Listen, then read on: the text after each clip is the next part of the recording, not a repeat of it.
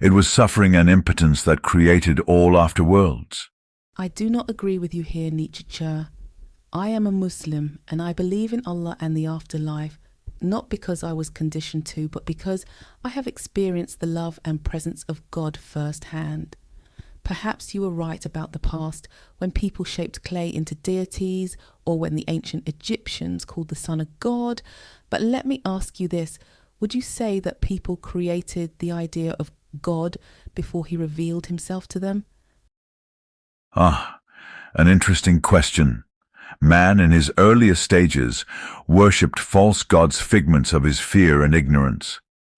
The trembling savage, staring at the sky, saw thunder and called it a deity. He watched the river flood and bowed to its power. In his terror, he sought comfort in the unseen, crafting divinities as shields against the chaos of existence. Yet, you imply that there is a true revelation beyond these illusions.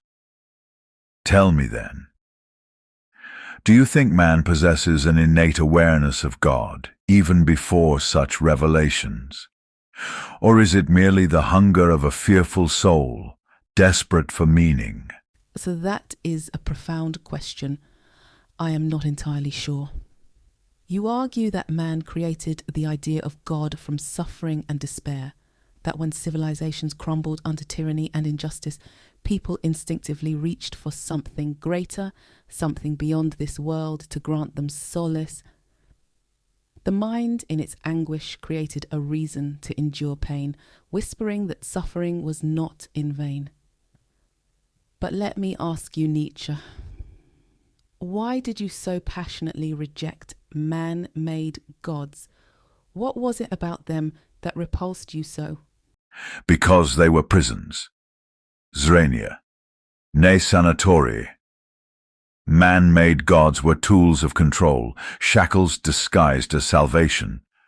Rulers and priests wielded them to bind men in chains of fear, whispering, "Obey, suffer, and be rewarded in another life." I saw how this weakened the human will. Instead of striving for greatness, man was told to bow, to accept, to wait for a paradise beyond the grave, while tyrants feasted upon his submission. These false gods imposed hollow morals, rules not born from life's truth, but from the need to maintain power. They preached meekness where there should have been strength, humility where there should have been ambition. Do you not see? Religion, as it was wielded in my time, was not about truth.